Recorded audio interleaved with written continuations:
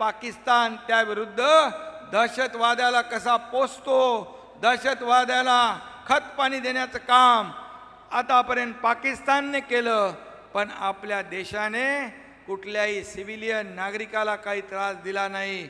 फक्त आतंकवादी अड्डे उद्ध्वस्त करण्याचं काम केलं.